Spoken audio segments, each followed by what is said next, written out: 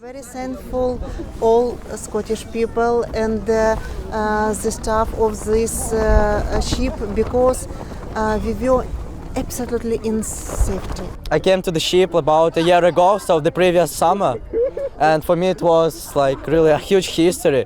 I had a really wonderful time with all my friends. There. I met a lot of different new people for me. We feel some sad today because the ship is leaving, but we hope that our future will be the best.